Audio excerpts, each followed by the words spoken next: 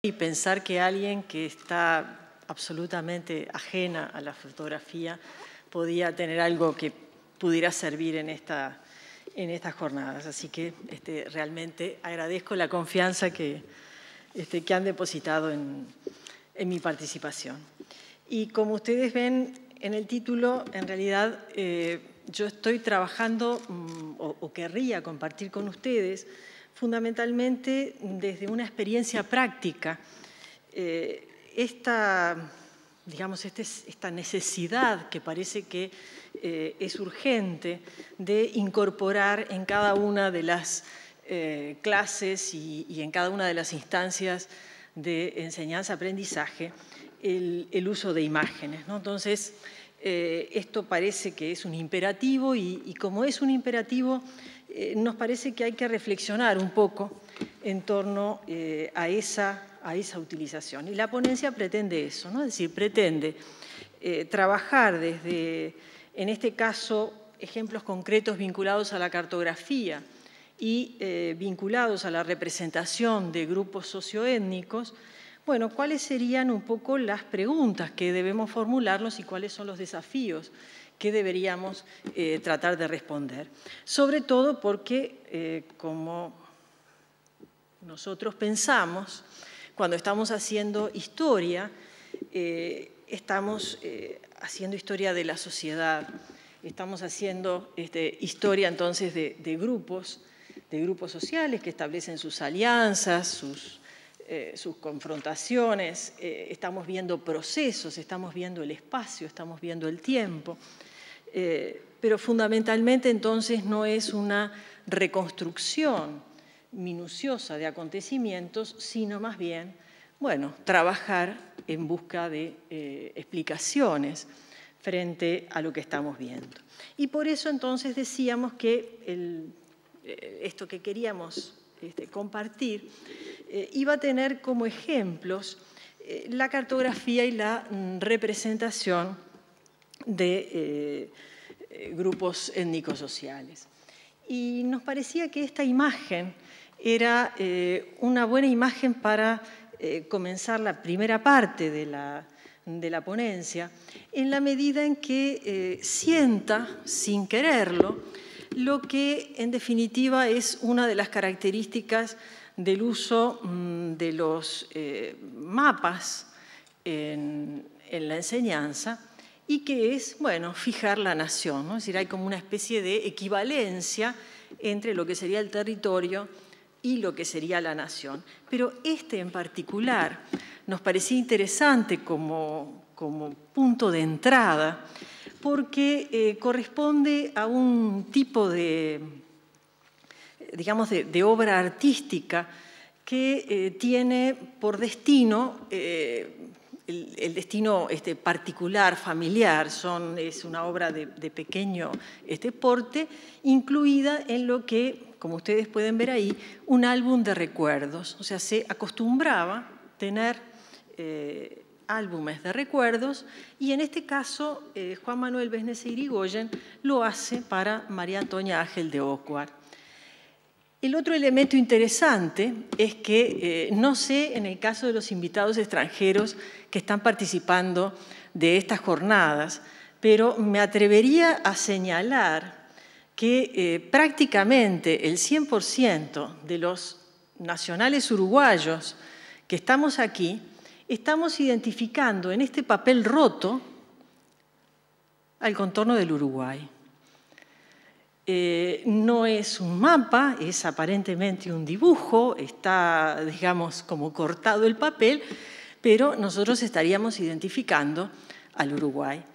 Y el otro elemento que me parecía importante incorporar aquí para poder analizar esta imagen es que está fechada en Montevideo el 22 de octubre de 1852, es decir, a un año del cese del conflicto, lo que para los argentinos se llama la Guerra contra Rosas, en el caso del Uruguay se llama la Guerra Grande, pero de un conflicto que, entre otras derivaciones, había tenido que la firma del apoyo que el Imperio de Brasil dio para la conclusión de esta guerra, suponía trazar los límites entre el Uruguay y el Brasil. Y bueno, aquí está representado entonces esos límites que todavía no están trazados, pero que van a estarlo en poco tiempo. Hay, por supuesto, otros elementos más, no es aquí el objetivo de señalar, bueno, cómo se mira una imagen y menos frente a un público calificado como ustedes, ¿no? Pero sí, por lo menos, indicar que perseguía esto, qué es lo que nos cuenta del momento en el cual está producido y cuál sería el grado, en este caso, de verosimilitud con estos límites que se están trazando para el estado oriental del Uruguay.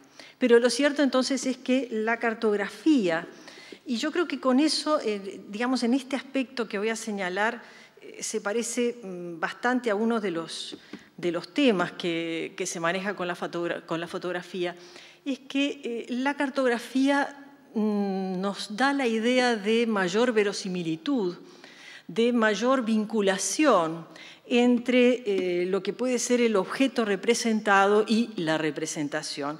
Esto sabemos que no es tan así, pero es cierto que también estamos como condicionados a que el mapa lo está, digamos, está reflejando una realidad y que está reflejando una realidad que lo interesante es que es una realidad que no necesariamente hemos visto, ¿no? Porque no todos vemos un planiferio y lo identificamos como algo real, pero nunca lo vimos, o sea, nunca recorrimos esto. Incluso hay una cita muy, digamos, reiterada de lo que habría dicho el astronauta John Glenn cuando estaba, bueno, circunvalando la Tierra, y dice, puedo ver el estado de Florida tal como aparece en los mapas, ¿no? Es decir, entonces, los mapas están dando una realidad que él está viendo y que, en definitiva, no necesariamente es estrictamente así. Pero lo cierto es que la aproximación que se me ocurre que puede servirnos para la utilización de los mapas es una aproximación a partir de lo que pueden ser las tecnologías de la visión y entonces aplicarle a los mapas lo que podemos aplicarle a otras imágenes, aun cuando tenemos ese prejuicio de que, claro, hacer un mapa y sobre todo un mapa topográfico requiere de un saber técnico muy especializado y que incorporadas las nuevas tecnologías como las fotografías aéreas o las fotografías satelitales, bueno, parecería que eso que nos están mostrando los mapas es exactamente así, pero no lo es.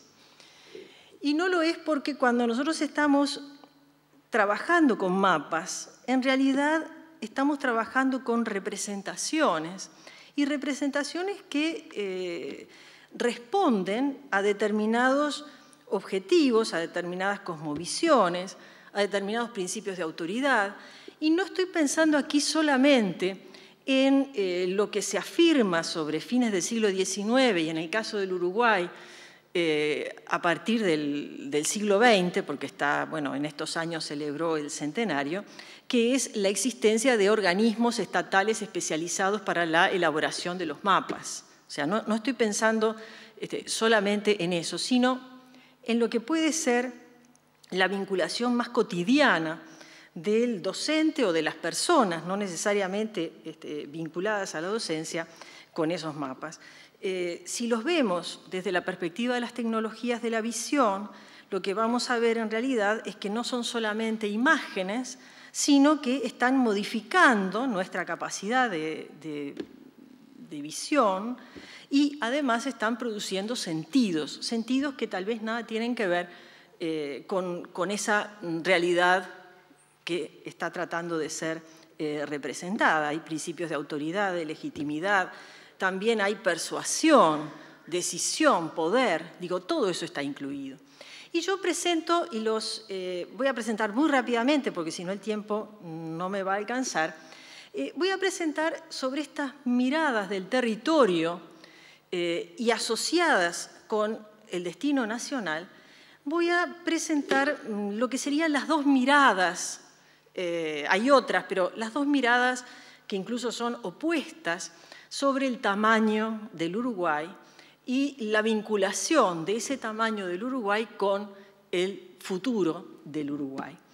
Esta que, si van a la Fortaleza del Cerro, la van a poder ver porque está exhibida conjuntamente con otros esquemas bajo el título Modificaciones jurisdiccionales del territorio de los orientales. Lo que nos está mostrando es que el Uruguay, porque ya lo está definiendo, ¿no? El territorio de los orientales, el Uruguay no existe en 1730, que habría perdido, ¿no? Si ustedes miran lo que son los límites en 1730, que no corresponden a la realidad, digamos, a la investigación, al producto del conocimiento histórico, pero sí hay toda una tendencia que los plantea así. Nosotros lo que estamos viendo es que en un lapso de 100 años de este territorio, entonces estaríamos quedando con este territorio. ¿Sí? La geofagia de que hablaba, por ejemplo, en su diccionario popular, Orestes Araujo a fines del siglo XIX. Pero el Uruguay tiene otra visión de lo que es su territorio. Y esta visión, que, bueno, aquí nosotros lo estamos tomando del libro del Centenario, es una visión que trabaja con el mismo territorio, pero como ustedes ven, el mensaje que se está transmitiendo es exactamente al revés. Porque aquí no es un territorio perdido, aquí es un territorio que es mayor que, si ustedes miran, este es digamos, el contorno de Gran Bretaña. Pero además del contorno de Gran Bretaña es Holanda y es Bélgica, es Suiza, es Dinamarca. Es decir, que ese territorio que desde la otra representación era un territorio que se había disminuido, en esta otra representación es mayor que estas potencias o estos países, prototipos de la civilización, en lo que se pensaba en las primeras décadas del siglo XX, estaban mostrando. Entonces, sobre esto tenemos nosotros que alertar cuando, bueno, estamos usando mapas en la enseñanza de la historia. Es decir, no debemos ser ingenuos frente a las imágenes que representamos. Y, digamos, esta otra, para poner imágenes más o menos conocidas, esta se difundió fundamentalmente en el aniversario o la conmemoración de los 100 años de la muerte de Artigas y estaría representando entonces en un mapa esquema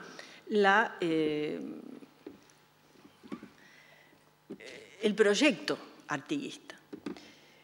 No voy a profundizar aquí en todos los errores que este mapa esquema tiene, pero sí debemos entrar a pensar en otro aspecto que generan los mapas, y es que la idea de digamos, de los límites, de la coloración y demás, nos está planteando una realidad congelada que se reafirma cuando se ponen equivocadamente de 1813 a 1820. Es decir, nosotros estamos perdiendo lo que es la confrontación, lo que son la geometría de alianzas que caracterizó a este periodo. No estamos viendo entonces, insisto, los avances, retrocesos, los distintos proyectos que también coexistieron, sino que estamos viendo una imagen congelada.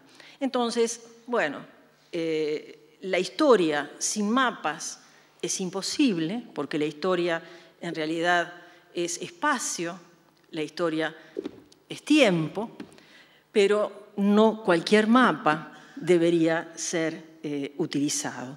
Por un lado, porque tenemos esa matriz que se nos ha ido conformando a partir de la escuela, donde nosotros tendemos a trabajar sobre procesos históricos anteriores al surgimiento del Estado y de la Nación, como si ese Estado y la Nación ya estuvieran, ¿no? Es decir, la idea de prefijar que entre el río Uruguay y el río de la Plata hay una unidad política ya desde 1730, por poner el año del esquema anterior, o desde prácticamente la ocupación humana de estos territorios. Entonces, si no podemos ser ingenuos ante la cartografía, y yo no quería poner más ejemplos, pero hay otro ejemplo que realmente nos sigue marcando hasta ahora, que es la proyección de Mercator, la idea del planiferio que tiene al Océano Atlántico en el centro.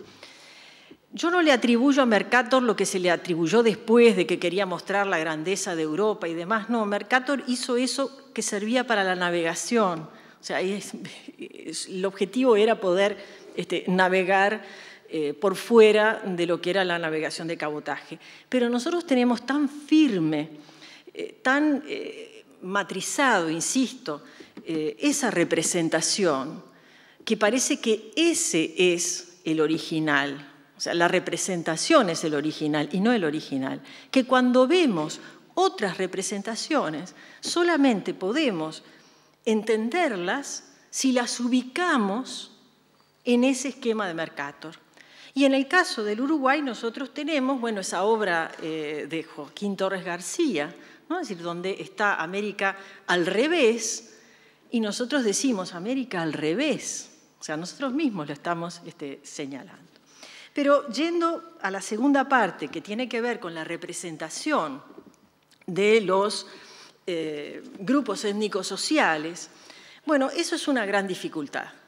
Y lo que, digamos, como para entrarle al tema, lo que yo traigo es, en esta lámina, es la manera en que el Museo de las Culturas del Mundo en Alemania trató de resolverlo, que no es la mejor, pero que a mí me parecía importante como para disparar un poco esta temática. Y es trabajar, o sea, cómo trabajar con la representación de otras culturas. Y en este caso, lo que se plantea en la exposición, o sea, en la presentación del material, es que uno pueda optar por ver la percepción estética, y entonces uno encuentra en la vitrina estas esculturas, o Kifambole, no sé cómo se pronuncia, pero digamos, uno puede encontrar las esculturas, y uno puede optar por ver el contexto funcional de esas esculturas, ¿no? Es decir, lo que tenemos aquí, que claro, le estaría faltando las cabelleras, pero estaríamos viendo la población que la produce y no es el uso precisamente, pero por lo menos estarían asociadas a la población que las está produciendo. Como ustedes ven aquí, nosotros tenemos un gran problema, que sí los involucra a ustedes como fotógrafos y del cual nosotros como docentes debemos tratar de aprender y de tener también algunos cuidados. Y que fundamentalmente apunta a que esa representación, que es una representación del otro, no es una representación inocente, sino que es una representación que apunta a generar imágenes operativas. ¿Qué quiere decir esto de imágenes operativas? Bueno, que se los está nombrando, se los está representando, pero también se los está dominando. Y aquí rápidamente ejemplos con una iconografía muy conocida y ejemplos con iconografías no deseadas, pero que existen y abundan, ¿no? O sea, si nosotros pensamos en la representación de los afrodescendientes, bueno, podemos pasar desde su uso al estilo de buscar digamos, la contrastación entre lo negro y lo blanco, y yo aquí escogí el más, digamos, el más inocuo de los afiches, porque hay otros donde directamente, por ejemplo, se está haciendo la propaganda de un jabón y en realidad es la mitad de la cara, ¿no?, con el jabón, que estaría blanco, y la otra mitad que sería negro, ¿no? Es decir, estamos hablando de un uso discriminatorio y racista de esa condición. Pero estos afiches que corresponden a fines del siglo XIX, a comienzos del siglo XX, y en una propaganda, insisto, de alta carga discriminatoria, siguen al día de hoy con otros ejemplos. Este ejemplo de la cerveza en Brasil ha dado lugar a una... Perdón, ¿cómo es que vuelvo con este? No, con este otro. Ahí va. Digamos, este ha dado lugar a un juicio, y en el caso del de arriba, que es una propaganda peruana, ha sido denunciada, pero como ustedes ven, se asocia, ¿no?, la idea del canibalismo, aquí la idea de la sensualidad y aquí la idea del contraste de blanco y negro. Pero estas imágenes son las imágenes que traen nuestros estudiantes al aula. Y de estas imágenes entonces no nos podemos desligar y que tenemos que trabajar con ellas. La otra posible, digamos, el otro tipo de imágenes que nos aparece es el ocultamiento. El pie de foto dice: tropilla de caballos criollos contenida en la manguera improvisada y pronta para ser ensillada. Pero el personaje principal no aparece. Es decir, aquí lo que se busca representar son los caballos. Y no se busca, digamos, pese a que está la figura en primer plano. Entonces, este tipo de representaciones, nosotros tenemos que manejarlas justamente para visibilizar lo que está oculto y tomar las imágenes para mirar el segundo plano, para mirar lo que el pie de foto no nos dice, porque ese es un trabajo muy interesante, el trabajo de examinar el uso que se pretende dar a una imagen a partir del pie de foto, porque las imágenes muchas veces son contrastantes con lo que ese pie de foto está planteando. Y para redondear, el otro ejemplo que nosotros queríamos manejar tiene que ver con los charrúas. Y rápidamente las tres imágenes y después me detengo. Arthur Onslow habría realizado esta imagen cuando están siendo trasladados Baimaca, Perú, Tacoabé, Guyunusa, Senaqué hacia Francia, y habría sido utilizada en el folleto de propaganda para que se vaya a visitar a los charrúas. Esta otra pertenece a los mismos, simplemente que en este caso ha sido publicada en el marco de lo que la Academia de Ciencias de París examina frente a estas personas que están allí. Y esta otra, que forma parte de digamos, de una obra escultórica que está en el Museo del Prado, que también la pueden ir a visitar, que ha sido inaugurada en 1938 y que se enmarcó en un plan de monumentos que se aprobó en el marco del centenario del Uruguay para representar distintas raíces y demás. Bueno, es una construcción escultórica que, como ustedes ven, toma de base estas imágenes, simplemente que construye una idea de los últimos charrúas, es decir, ya plantea la eliminación, pero además incorpora una imagen que es inexistente. Inexistente porque Senaqué y Baimaca, Perú, habían muerto cuando nace la hija de Guyunusa. Sin embargo, se completa entonces esta imagen para presentar una mayor realidad de los charrúas que habrían ido a París mediante esta representación. Pero decíamos que esto lo presentábamos como para ver el que son las mismas personas, ¿no? Es decir, estamos hablando del mismo grupo humano, pero que en circunstancias y finalidades diferentes ha sido reelaborado. Y sobre las representaciones indígenas, entonces, a mí me parece que deberíamos avanzar un poco más.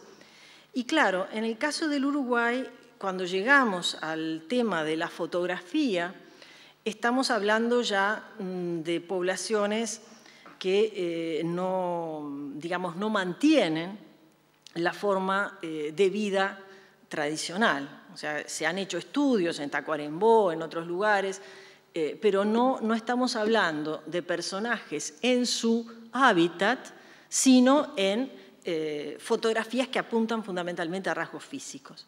Ahora, deberíamos preguntarnos si las fotografías que están representando a los grupos indígenas en su hábitat son realmente, o sea, por lo menos así nos las presentan los libros, realmente los están presentando en su hábitat. Y para eso me gustaría señalar lo que la antropóloga argentina Marta Peños ha señalado en vinculación con el registro fotográfico de poblaciones indígenas en el marco de la campaña del desierto, en el marco de los procesos de aniquilamiento de estas poblaciones. Y hay un relato, que es el único que voy a hacer, pero me parece que es bastante significativo, que refiere a las fotografías que se plantean hacer del cacique Pincén, donde, bueno, ha sido tomado prisionero él, sus guerreros, su familia. Y por un lado, el naturalista Francisco Moreno y por otro, el fotógrafo Pozo, deciden que, bueno, que los van a fotografiar. Y entonces, bueno, son trasladados, engrillados y demás al estudio del fotógrafo. Allí se toman una serie de fotografías familiares, ¿no? de cómo están. Pero en determinado momento, lo que aparece, ¿no? cuando le están tomando la fotografía al cacique, lo que aparece es que lo que muestra la fotografía del cacique no es lo que se quiere mostrar del cacique, porque el cacique ha sido tomado en solitario, sentado en una roca, mirando, ¿no? Es decir, y esa imagen de docilidad o esa imagen de resignación no es la imagen del tigre de las pampas con que se lo conocía al cacique. Por lo tanto, lo que se va a producir es una verdadera escenificación del cacique.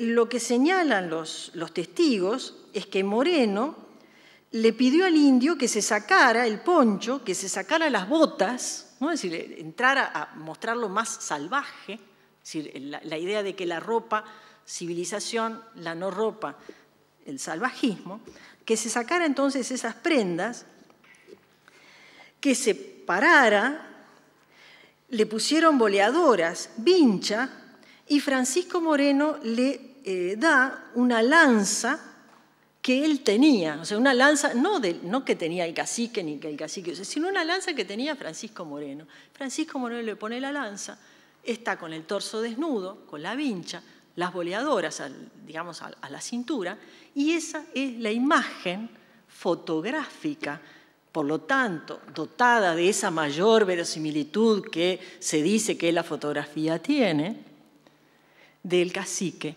que ha sido tomado prisionero.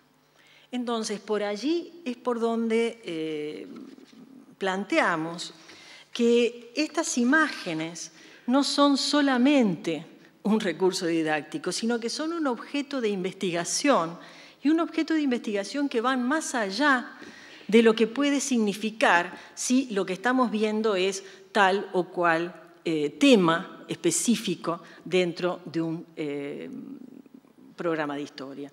El tiempo se me fue, no puedo avanzar con estas otras, simplemente se las muestro. Este también es Besnese Irigoyen, y en este caso se está incorporando a la imagen también el sonido, porque en lengua vozal se está planteando lo que el soldado le estaría diciendo a la lavandera. No tengo tiempo de detenerme en esto. está. Bueno. Non se le quila tialita, por allá va el lavalelo. Aquí está el número 3, se refiere al número 3, el regimiento, que asusta al malsolquelo, los mazorqueros, las tropas rosistas. Ellos andan muy galifo, y nal divisando al enneglo, tú lo es el egolalole, ten el habla y tiene mielo. Es decir, una representación de una imagen que va a quedar estereotipada y se va a mantener en las representaciones 50 años más tarde, porque cuando estamos buscando, dónde están, quiénes son, qué es lo que hacen, seguimos entonces asociando determinados oficios, determinadas ocupaciones a la población de origen afro. ¿Qué es lo que tenemos que hacer? O sea, ¿cuáles son los desafíos que tenemos por delante? Bueno, los desafíos, en primer lugar, son trabajar a los mapas y a las imágenes como trabajamos cualquier documento. Es decir, tratar de ver cuáles son los objetivos, cuáles son lo que se dice sin decirse, y sobre todo investigar cuál es la producción de esa imagen y encontrarnos con que tal vez en este mundo que nos está reclamando que para cada clase de historia tengamos alguna imagen, que no necesariamente existen esas imágenes. Tal vez porque, y no quiero quedar con una mirada pesimista, como ustedes ven, las fotografías que escogí para el final no son pesimistas, sino que son fotografías desde una dignidad, desde un plantarse firmes de quienes están allí. O sea, no me quiero quedar con esa mirada pesimista, pero a veces las imágenes no las vamos a tener porque tal vez lo que deberíamos preguntarnos es por qué hay clases de historia en los distintos niveles educativos y prácticamente en la mayor parte de los países. Esas clases de historia, desde la perspectiva de los docentes, podrían ser clases de historia que apuntan a que los estudiantes entiendan la sociedad en la que viven, que sean protagonistas de los cambios que se están experimentando, que se genere un sentido crítico, reflexivo y demás. Pero, como nos señalaba el historiador británico Eric Hobsbawm, tal vez las clases de historia están para que esos estudiantes acepten la sociedad en la que vivan, para que se sientan orgullosos de esa sociedad y para que, cuando crezcan, se conviertan en buenos ciudadanos. ¿Qué es lo que vamos a hacer o cómo vamos a vincularnos con la utilización de estas imágenes? Sigue siendo todavía ese espacio de aula que debemos nutrir y revitalizar con investigación, con reflexión, con sentido crítico y sobre todo con una búsqueda de lo que está detrás de las imágenes. Muchas gracias.